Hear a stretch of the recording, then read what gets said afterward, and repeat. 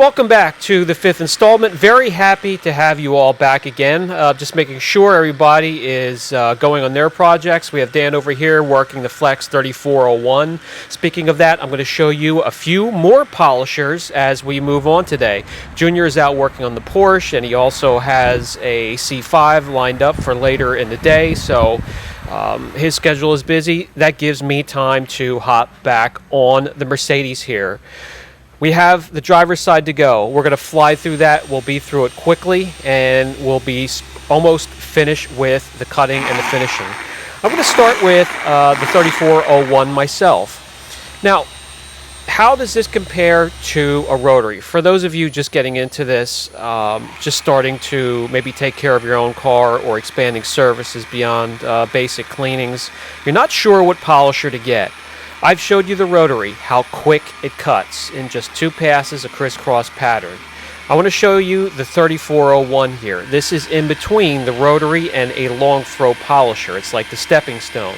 This is for individuals really not comfortable with the rotary but want something that has more cutting power than a long throw polisher. This here is an option. I got to tell you personally, it's not one of my favorites.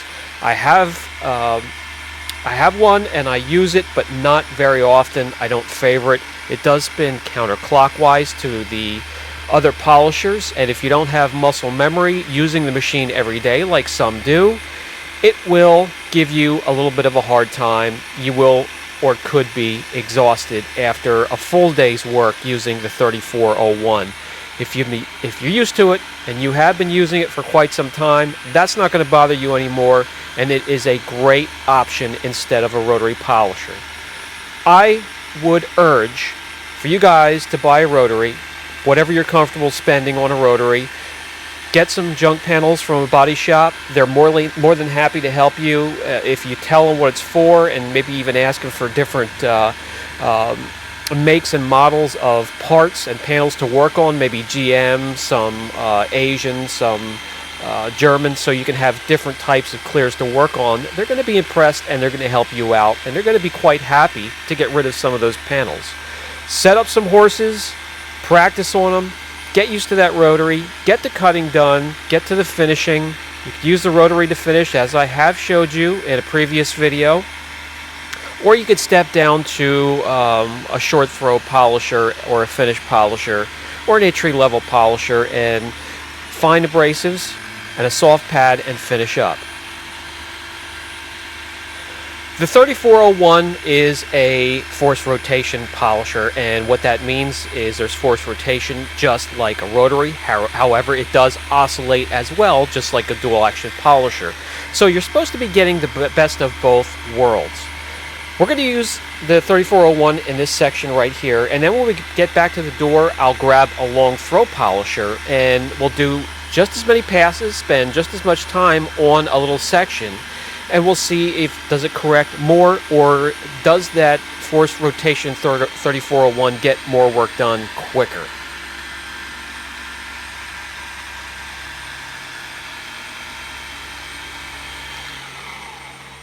Alright, that's going to do it. I'm going to remove the residue, and I'm going to bring you guys in close. If you've been following the series and following when I've been using the rotary to cut, this would be cut by now, and all we'd have to do is finish. I'm going to bring you in close, and I've spent the same amount of time with that 3401 that I would have with a rotary polisher. Has it done the same amount of work? Because I've heard people say that a long throw polisher and a force rotation does the exact same thing as a rotary, and they are absolutely wrong. A nice turnaround? Sure. But it did not take care of all of the blemishes and swirls that the rotary would have, and as you have seen me remove in prior videos, it just doesn't get the work done as efficient as a rotary.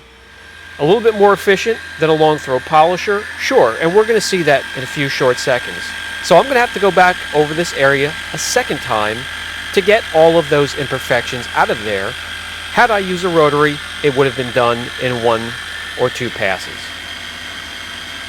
I also wanted to get the close-up for those of you not familiar with the 3401 or a forced rotation. You get to hear and see how it operates.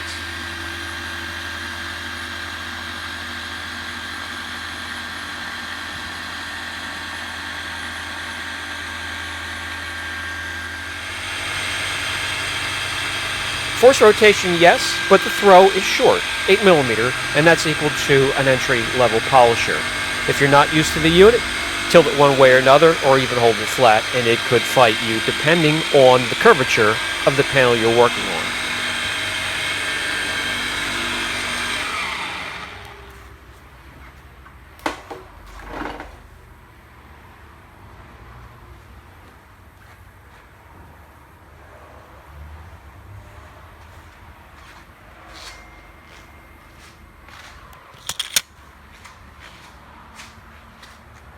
Now, after a full second round, we are finally complete with cutting, and we can go to the finish procedure.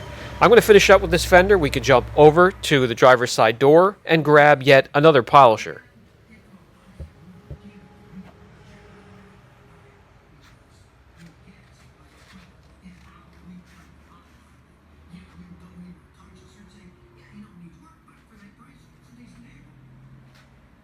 For the door, I will grab a long throw polisher, 21mm. This is a torque polisher. From the top view here, I'll turn it on and you can see the long throw that it has. For those of you not comfortable with the rotary or a forced rotation polisher, this is another option. The long throw, the 21mm throw, the offset will get a lot of work done. I'm going to demonstrate on this door here. Remember, one crisscross pattern with the rotary and we would have the horrible swirls cut out of this section. Let's see the comparison doing a crisscross pattern, spending the same amount of time on this little section on the door here. Does it work faster than a rotary, the same as the rotary, or less than a rotary? And we can compare that to the Flex 3401 we just used in the panel next to it.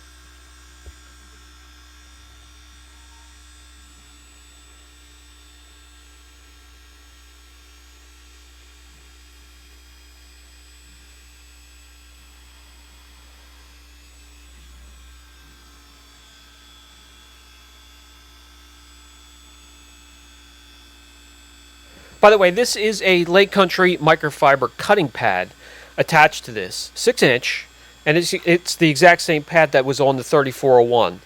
The Flex 3401, there's two backing plates available, the one that comes with it, and you can get a size smaller with an adapter.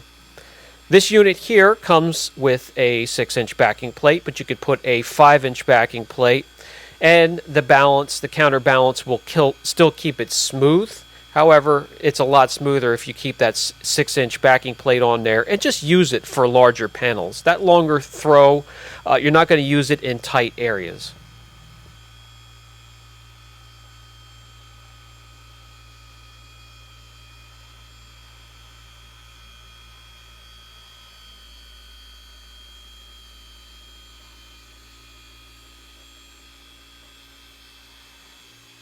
The long throw here I like to work yet again in between the 3rd and 4th speed setting, and as you can see by my left hand, I'm just guiding the unit back and forth.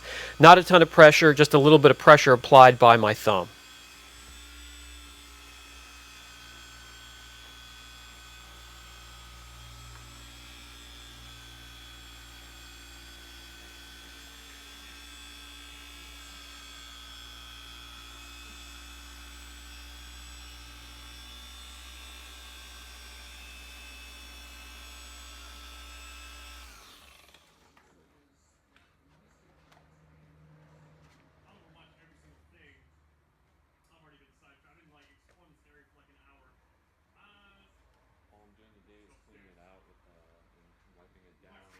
All right, with the residue out of the way, I can grab you guys, bring you in close, and we can go take a look. Has it removed all of the blemishes within that pass like the rotary would have?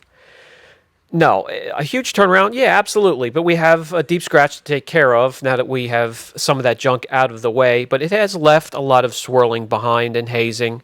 Another pass is imminent. I'm going to have to remove this scratch here first. We're going to do some wet sanding. It's not very deep. It's not going to take a lot to get rid of it. So what we're going to do to sand this scratch away is do a little bit of sanding until we see that white milky substance. Well, that's clear coat. As soon as we see that, we know we're shaving. We can stop there. It's not going to take a whole lot to remove that scratch. We're going to stop, remove the residue, and take a look, and that really should do it.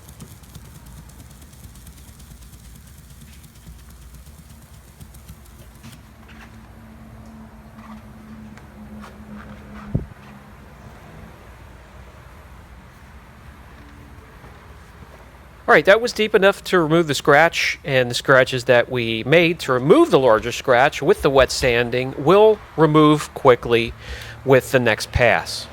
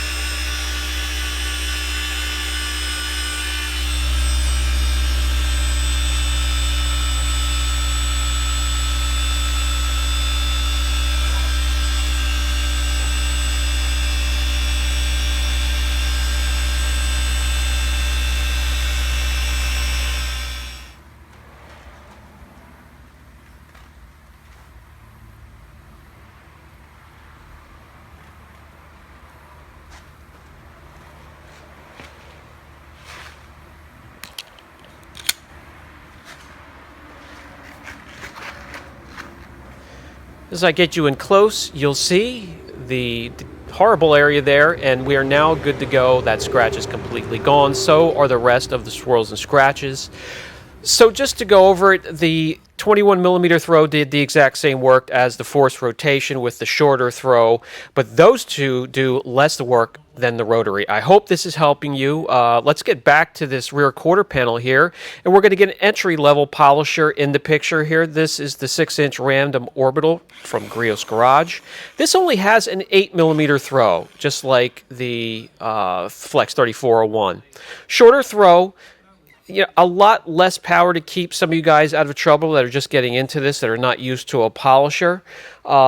Great for enhancements or one-steps. Can it remove this horrible damage on the Mercedes here, all the swirling? Let's give it a shot.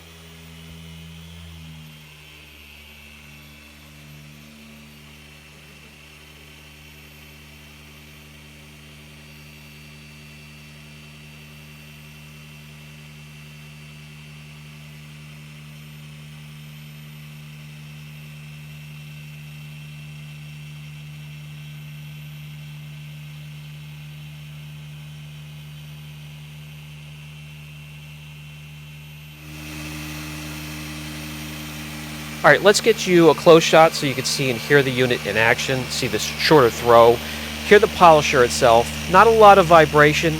It's not a bad unit to start.